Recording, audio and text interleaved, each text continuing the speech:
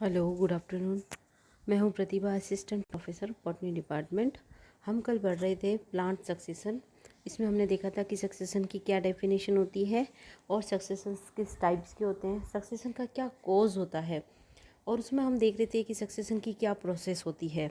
तो अब इस जो वीडियो है, प्रीवियस वीडियो में हम पढ़ चुके हैं कि सक्सेशन के जो दो कोज है, सक्सेशन की जो जनरल प्रोसेस है उसमें सबसे पहले न्यूडेशन होता है। न्यूडेशन का मतलब होता है आच्छादन। वो किसी भी कारक से हो सकता है, क्लाइमेटिक, टोपोग्राफिक एक्सेट्रा। उसके बाद में न्यूडेशन के बाद में जो इन्वेजन होता है, इन्वेजन का मतलब है कोई भी जो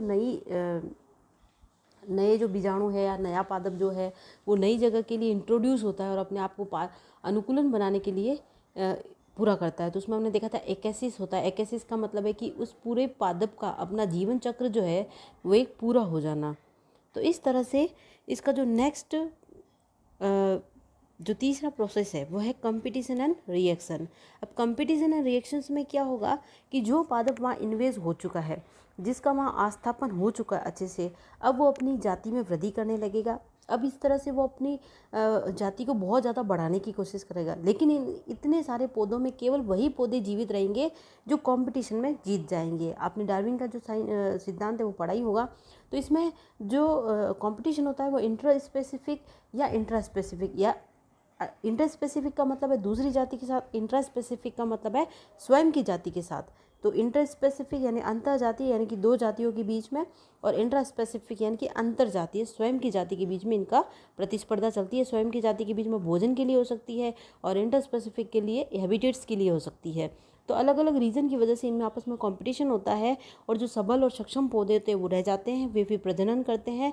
उसके बाद में इनका रिएक्शन होता है। अब रिएक्शन का क्या मतलब है कि वे एनवायरनमेंट के साथ अपना सामंजस्य बिठाने की कोशिश करते हैं और एनवायरनमेंट में अधिक से अधिक अनुकूलित होने के लिए अपने अंदर अनुकूलन पैदा करते हैं। उनके अंदर कुछ चेंजेस आते हैं और ह्यूमस का फॉर्मेशंस होता है। उनका जो माइक्रो क्लाइमेटिक एनवायरनमेंट है वो चेंजेस होता है। इस तरह से कंपटीशन एंड रिएक्शंस में ये सारे चेंजेस होते हैं। नेक्स्ट जो प्रोसेस आती है स्टेबलाइजेशन और क्लाइमेक्स। ये जो सक्सेशन होता है उसकी लास्ट प्रोसेस होती है। इसके अंदर ये जो प्लांट कम्युनिटी होती है वो अपने आप को स्टेबल करने की कोशिश करती है, उस एनवायरनमेंट के साथ रिएक्शन करके अपने आप को अनुकूलित करके अब वो वहाँ के लिए पूर्ण तरह से स्टेबल होती है। यानी कि अब इस प्लांट कम्युनिटी का वहाँ पे डोमिनेंस होगा। तो ये वहाँ पे स्टेबल हो जाएगी एंड डायरेक्शनल डेवलपमेंट तो इसका होने लगेगा नेचर में, और एनवायरमेंटल स्टेबिलिटी होगी उस प्लांट, पर्टिकुलर प्लांट कम्युनिटी के लिए। और उसकी जो लाइफ फॉर्म्स है उसकी विशिष्ट जलवायु के अनुसार यहाँ उच्चतम उसकी जीवन क्षमता होगी। तो यहाँ पे जो क्लाइमेक्स में जो भी प्लांट कम्युनिटी आएगी उसको हम क्लाइमेक्स कम्युनिटी कहते हैं। और इस जब इसकी कई सारी वहाँ पे वेजिटेशंस हो जाएगी, जब ये पादप समुदाय मतलब पूरी इसकी जो ज़मीन है या जो धरातल है वो वनस्पति से ढक जाएगा तो उसको हम कहेंगे क्लाइमेक्स वेजिटेशन।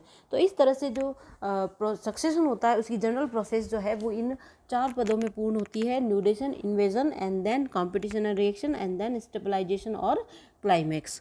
तो ये हो गया जनरल प्रोसेस इसकी सक्सेशन की। अब हम बात करते हैं कि सक्सेशन जो है वो कई बार अबनॉर्मल होता है। सब जानते हैं कि exceptions are always there, and ये कुछ एक्सेप्शंस है जिसको हम कहेंगे। जैसे पहला है रेट्रोग्रेसिव। अब रेट्रोग्रेसिव सक्सेशन का क्या मतलब है कि सक्सेशन हम कहते हैं कि हमेशा डायरेक्शनल होता है, एक दिशा में आगे बढ़ता है। और लेकिन कई बार क्या होता है रेट्रोग्रेसिव सक्सेशन हो जाता है। जैसे वन और वृक्ष है तो उसके बीच में कुछ झाड़ियाँ बनने लगेगी और झाड़ियों से शाखी समुदाय, तो एक उल्टी दिशा में चलने लगता है। क्योंकि हम जानते हैं ज़्यादातर जो होता है उसमें क्लाइमेक्स वन और वृक्ष होता है, लेकिन कई बार ऐसा होता है कि जो सक्सेशन है वो रेट्रोग्रेसिव होने लगता है। Deflected succession. डिफ्लेक्टेड सक्सेशन का मतलब है कि जैसे सक्सेस जो है वो बिल्कुल सही दिशा में आगे बढ़ रहा है, लेकिन वहाँ पे कई बार मृदा या सूक्ष्म जलवायु के कारण उसकी जो डायरेक्शन होती है वो सही दिशा में नहीं होने के कारण अनुक्रमण जो है वो डिस्टर्ब हो जाता है और डिफ्लेक्टेड सक्सेशन कहलाता है। तो इस तरह से जो ये मेन एबनॉर्मल सक्सेशन के टाइप हैं कई बार पूछे जाते हैं। अब हम पढ़ेंगे कि सक्सेशन जो है वो मेनली जो हमारा कितने टाइप का होता है। तो हमने इसको तीन भागों में बांटा हुआ है। आपके जो कोर्स है उसमें हम तीन भागों में पढ़ेंगे, एक हाइड्रोशियर, लिथोशियर एंड सैमोशियर। हाइड्रोशियर का मतलब होता है जल क्रमक। लिथो के आप सब जानते हैं कि चट्टान या शैल, तो शैल क्रमक।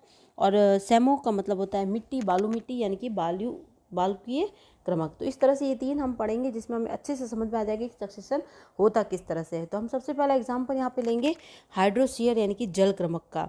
जल क्रमक की विभिन्न अवस्थाओं को समझने के लिए हम देखें कि जल में जो पाया जाने वाला सक्सेशन होता है वो हाइड्रोस्फीयर कहलाता है। तो इसके लिए कोई भी बहुवर्षीय जो भी झील या तालाब है उसको समझने हेतु आदर्श रूप जो है वो हाइड्रोस्फीयर है। तो हाइड्रोस्फीयर की जो हम स्टेप्स है वो पढ़ेंगे इसके अंदर। तो हमने पहले पढ़ा था कि जो सबसे पहले कोई भी अनुक्रमक होता है तो उसमें जो सबसे पहली जो स्पीसीज आती है उसको हम कहते हैं सब पायोनियर यानी कि पुरोगामी, यानी कि जो सबसे पहले वहाँ पे बनेगी उसको हम कहते हैं पुरोगामी पादप या पायनियर प्लांट्स। तो इस हाइड्रोस्फीयर में पायनियर प्लांट्स कौन से होंगे?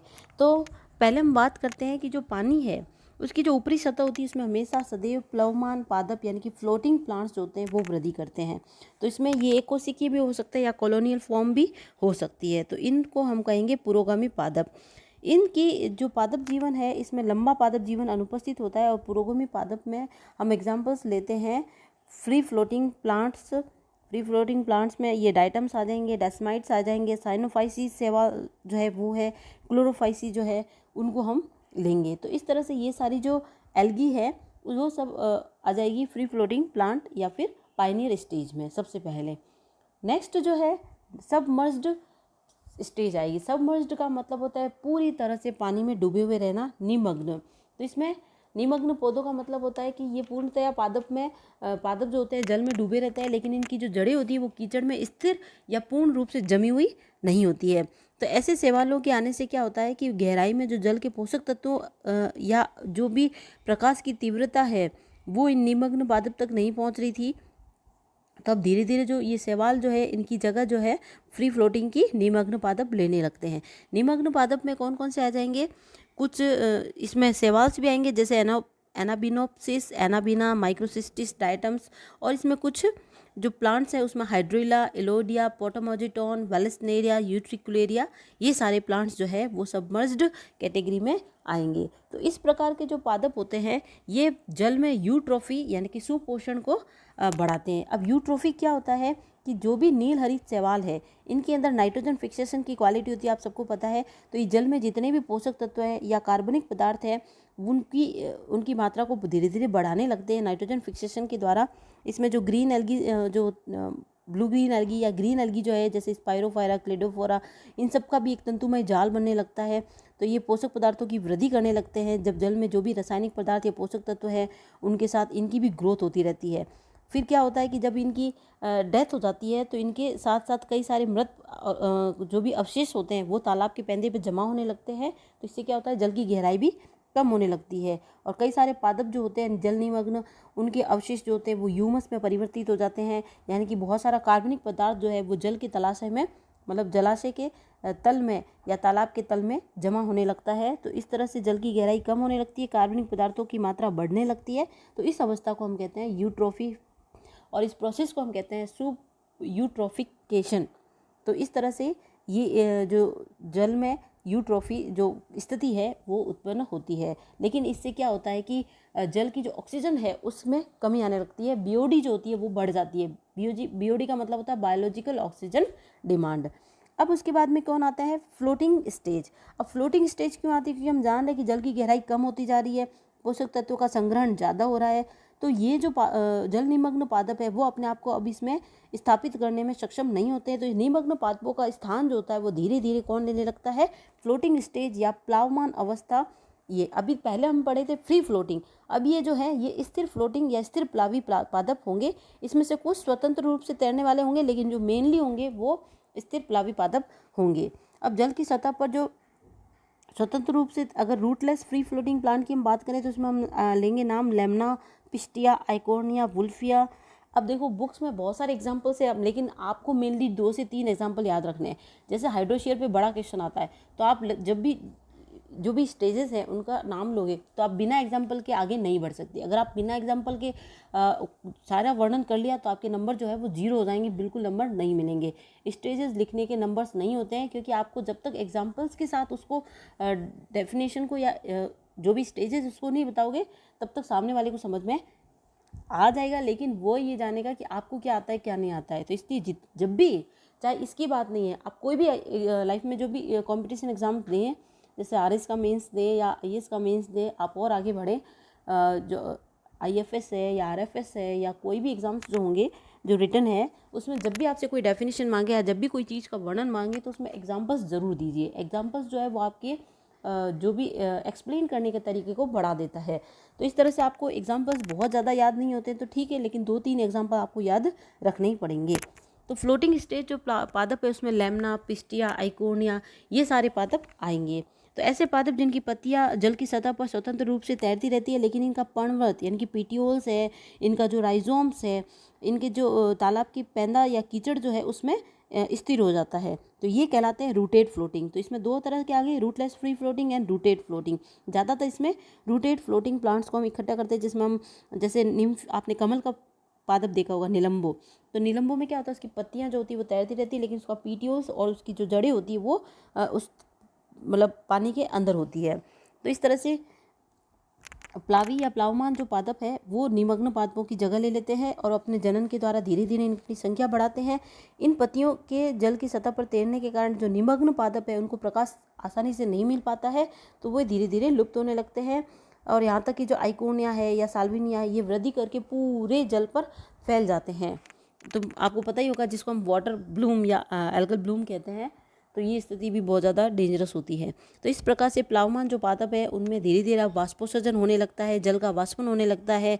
अब जल की गहराई जो है वो थोड़ी कम होने लगी है, मृदा का अपरदन होने लगता है और मिट्टी जो है जो धीरे धीरे पेंदे में मृत अवशेषों के जमा होने के कारण अब जो गहराई है वो धीरे धीरे कम गहराई की ओर स्थानांतरित होती है। तो अब ये जो फ्री फ्लोटिंग प्लांट्स हैं इनकी जगह दूसरे जो रूटेड प्लांट है वो आने लगते हैं। और जल की गहराई कम होने से या कभी कभी तालाब की गहराई जो है वो 2 से 4 फीट तक रह जाती है, तो यहाँ पे रीड स्वाम्प स्टेज यानी कि जो दलदली पादप जो होंगे वो इनका स्थान लेंगे। तो हम इसको हिंदी में कहते हैं नरकुल अनूप, लेकिन ज़्यादातर जो क्वेश्चंस है वो रीड स्वाम्प स्टेज या रीड स्वाम्प पादप के नाम से भी आता है। तो आपको इसको शुद्ध हिंदी में न याद रख के इंग्लिश की हिंदी बना के, जैसे रीड स्वाम्प स्टेज या रीड स्वाम्प पादप। अब रीड स्वाम्प पादप क्या है, इसके एग्जांपल है टाइफा। टाइफा का हम प्रैक्टिकल करवाएंगे, आपको अच्छे से दिखेगा। कॉलेज में भी ग्राउंड में कई टाइफा, जिसको हम सामान्य भाषा में एरा कहते हैं, मिल जाएगा। कई बच्चे इससे परिचित भी होंगे।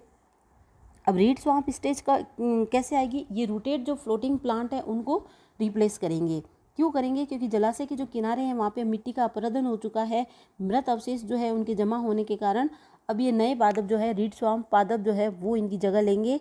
तो अब इनका जो जड़ें हैं वो कीचड़ में अच्छे से स्थिर होगी, इनका जो स्तंभ है वो पानी के बाहर आएगा, इनकी पत्तियां भी पानी के बाहर होंगी, इनका वायवीय भाग जो है वो ज़्यादा हो जाएगा। तो ऐसे पादपों को हम एम्फीबियस या एमरजेंट प्लांट, ये इंपॉर्टेंट है, आप इसमें मैंने लिखा नहीं पर मैं बोल के बता रही हूँ, एम्फीबियस इमरजेंट। इसीलिए मैं कहती हूँ कि आप वीडियो को पूरा, कई बच्चे क्या करते हैं कि जो मैं फाइल सेंड करती हूँ उसको ही पढ़कर काम चला लेते हैं, लेकिन ऐसा नहीं करना है, क्योंकि वीडियो को अच्छे से सुनने से और उसके बाद नोट्स देखने से आपको अच्छे से समझ में आता है और साथ के साथ याद होता है। तो ऐसे पादप जो एम्फीबियस और एमरजेंट प्लांट कहलाते हैं, जो जल और स्थल दोनों के बीच के होते हैं। तो इन पादपों की अधिकता होने के कारण जो प्लावमान पादप तक प्रकाश नहीं पहुंच पा रहा है, तो अब वो धीरे धीरे लुप्त होने लगते हैं। जल स्थलीय पादप जो है इनमें वाष्पोत्सर्जन अच्छे से होने लगेगा और तालाब के किनारों की जो अपरदन हुई मिट्टी है उनको भी ये रोकते हैं, क्योंकि इनकी जड़ें जो हैं वो ज़्यादा फैलती है और वो मिट्टी को स्थिर करने की कोशिश करती है। इनके मृत अवशेषों के द्वारा ह्यूमस बनता है और जल धीरे धीरे संकुचित होता है और किनारों पर कीचड़ या अब मिट्टी आने लगती है। तो इस स्थिति में रीढ़ या जो नर कुल अनु जो पादप है इनकी भी ज़्यादा ग्रोथ नहीं हो पाती है और इनके स्थान पूर्णतया से जो दलदली पादप है वो लेने लगते हैं। तो अब इनका अनुक्रमण किसके द्वारा हो जाएगा, मार्श मेडो स्टेज। मार्श मेडो स्टेज का मतलब है कच्छ स्वादल पादप, जिसमें जल बहुत कम होता है, दलदली मिट्टी ज़्यादा होती है। कई बार क्या होता है, जब मिट्टी का जमा होता है इसको हम कहते हैं कीचड़, तो वहाँ पे प्रकाश की तीव्रता भी अच्छे से आती है, तो यहाँ पे मार्शी लैंड बन जाता है, जिसमें पानी बहुत ही कम मात्रा में होता है और मिट्टी या स्थल ज़्यादा होता है। तो ऐसे पादप जो होते हैं वो कच्छ या दलदली या मार्शी प्लांट कहलाते हैं। इसके एग्जाम्पल्स है पॉलीगोनम है, और आप इलियोकैरिस है, जंकस है, साइपेरस है, ये सारे जो पादप हैं ये मार्श मेडो स्टेज वाले या मार्सी प्लांट्स कहलाते हैं। इन पादपों में क्या विशेषता होगी, इन पादपों के प्रकंदों का जाल जो है वो मृदा में फैल जाएगा और वो अच्छे से मृदा के साथ वृद्धि करके मृदा को होल्ड करेगा और उपरोक्त जितने भी पादप हैं वो कीचड़ में जल का अधिक से अधिक अवशोषण करके इनमें वाष्पोत्सर्जन को भी बढ़ाएंगे, साथ ही साथ हवा में उड़ते हुए धूल के कणों को रोकने के लिए शुष्क मृदा का निर्माण भी करना शुरू कर देंगे, क्योंकि इनमें वाष्पोत्सर्जन ज़्यादा हो रहा है तो जल जो है वो धीरे धीरे मिट्टी से गायब होने लगा और दलदली अवस्था लगभग समाप्त हो जाएगी और वहाँ पे अच्छे से अब स्थलीय अवस्था आ जाएगी। और ऐसी अवस्था में इन दलदली या मार्सी प्लांट्स को हर्बेसियस प्लांट्स जो है वो रिप्लेस कर देते हैं। तो अब यहाँ पे कौन से प्लांट्स आ जाएंगे, वनस्थली या वुडलैंड स्टेज। वुडलैंड स्टेज में जो पादप है उनको हम हिंदी में कहते हैं वनस्थलीय पादप। अब यहाँ की जो जलवायु है वो आर्द्र जलवायु होगी और इसमें जो अगला चरण है वो स्थलीय पादपों का होगा। उससे पहले एम्फीबियस था, देन मार्शी प्लांट्स थे। अब यहाँ पे पूर्णतया जो सफल स्थलीय पादप है वो इनकी जगह लेंगे, जिनमें जला, क्योंकि कई बार क्या होता है कि ये जो काष्ठी प्रवृत्ति वाले झाड़ियाँ या वृक्ष जो होते हैं इनमें वाटर लॉस स्थिति को सहन करने की क्षमता अच्छे से अनुकूलित हो जाती है। तो झाड़ियों में मुख्यतः इसमें आ जाएगा सैलिक्स सिफेलेंथस है, कॉर्नस है। इन झाड़ियों की जड़ें जो है वो भूमि में ज़्यादा सीधी गहरी ना होकर क्षैतिज होती है और इनके बीच बीच में कभी कास्टिल पादप भी मिलते हैं जैसे एल्नस, पॉपुलस, केशिया एक्सेट्रा। अब इनमें क्या होता है कि वाष्पोत्सर्जन की क्रिया से भूमि में शुष्कता और ज़्यादा बढ़ने लगती है और इनकी जो छाया होती है उसमें नाना प्रकार की कई सारी वनस्पतियाँ भी उगने लगती है और कई ज़्यादा मात्रा में ह्यूमस बनने लगता है और ह्यूमस के कारण जो वहाँ का माइक्रो क्लाइमेट है वो मिट्टी के साथ साथ मिनरलाइजेशन को भी बढ़ावा देता है। तो अब वुडलैंड स्टेज में मिनरलाइजेशन ज़्यादा आने लगेगा और धीरे धीरे स्थल की प्रकृति में परिवर्तन होकर अब ये जो अवस्था है वो वृक्ष के लिए यानी कि फॉरेस्ट के लिए बहुत ज़्यादा अनुकूलित होगी। यानी कि अब टाइम आएगा जब क्लाइमेक्स जो स्टेज है वो आएगी। क्लाइमेक्स स्टेज में हम सब जानते हैं कि ज़्यादातर फॉरेस्ट होते हैं, उन्हीं को ही क्लाइमेक्स या वहाँ की वो डोमिनेंस अवस्था जो है, जैसे भूमि में क्या होता है ह्यूमस आ गया, अब माइक्रो क्लाइमेट की वजह से वहाँ पे मिनरलाइजेशन अच्छे से हो रहा, खनिज लवण बढ़ गए और भूमि में उर्वरता ज़्यादा आने लगी क्योंकि सूक्ष्म जीवों की क्रियाएं बढ़ गई है। तो इसमें फिर मीजोफाइट जो होंगे, पॉपुलस, आल्मस, कार्कस, ये सारे मिश्रित वन आएंगे। अब यहाँ पे जो क्लाइमेक्स फॉरेस्ट स्टेज है ये सब जगहों के लिए अलग अलग होगी। ये मेनली किस पे निर्भर करेगी, वहाँ की जलवायु पे। जैसे अनुक्रमण प्रक्रिया में जो भी चरम समुदाय होगा उसमें जलवायु का बहुत बड़ा महत्वपूर्ण भाग होता है। तो जैसे अगर अधिक वर्षा वाले उष्णकटिबंधीय जलवायु है तो यहाँ पे चरम समुदाय के रूप में एसर या फिर ट्रॉपिकल रेन फॉरेस्ट आएंगे। अगर शीतोष्ण क्षेत्र की जलवायु है तो वहाँ पे क्वेरकस या अल्मस, एसर, इस तरह से मिक्स्ड फॉरेस्ट होगा। लेकिन कई बार उष्ण वर्षा वाले जो क्षेत्र होंगे तो ट्रॉपिकल डेसिडुअस फॉरेस्ट आएगा। तो इसके लिए एक अलग सारणी है जिसमें इजीली आपको समझ में आ जाएगा। ये देखिए, इसमें आपको इसमें इजीली पता चल जाएगा कि पहली जो स्टेज है पायनियर, उसमें फाइटोप्लैंक्टन है, देन रूटेड सबमर्ज्ड है, फिर फ्री फ्लोटिंग स्टेज है, देन रीड स्वैम्प स्टेज है। तो इसके एग्जांपल्स आपको अच्छे से याद करने हैं और ज़्यादा सारे नहीं करने हैं, 1 2 3 बहुत सही रहेगा। तो इस तरह से आप अपने जो भी क्वेश्चन है उसको अच्छे से जस्टिफाई करेंगे। यहाँ पे ये आपको डायग्राम से अच्छे से बताया है कि different stages of hydrosere in soils, slow loss in water level, कैसे कैसे धीरे धीरे वाटर का लेवल जो है वो समाप्त होता जा रहा है और धीरे धीरे अनुक्रमण आगे बढ़ता जा रहा है। तो इसमें सबसे पहले फाइटोप्लैंक्टन स्टेज दिखाई है जो पायोनियर कम्युनिटी है, उसके बाद में रूटेड सबमर्ज स्टेज है, देन रूटेड फ्लोटिंग स्टेज है, उसके बाद में ये ऊपर की ओर, क्योंकि धीरे धीरे आप देखिए जल का लेवल कम होता जा रहा है, ये धीरे धीरे ऊपर बढ़ रहा है ना, तो ग्रैंडुअल सिल्टिंग जो है वो धीरे धीरे ऊपर की ओर स्थायी हो रही है, तो जल से ये ड्राई सॉइल की ओर बढ़ रहे हैं। रूटेड फ्लोटिंग स्टेज आ जाएगी, फिर रीड स्वाम्प स्टेज आ जाएगी, देन मेडो स्टेज आ जाएगी, उसके बाद में marshy stage and then woodland stage and last में जो क्लाइमेक्स कम्युनिटी है वो फॉरेस्ट स्टेज आएगी। तो इस तरह से हाइड्रोशियर का जो ट्रेंड्स ऑफ सक्सेशन है वो चलता है। तो आशा है कि आपको ये डायग्राम से अच्छे से हाइड्रोशियर समझ में आ जाएगा। नेक्स्ट वीडियो में हम सेमोशियर एंड लिथोशियर को अच्छे से पढ़ेंगे। Thank you so much.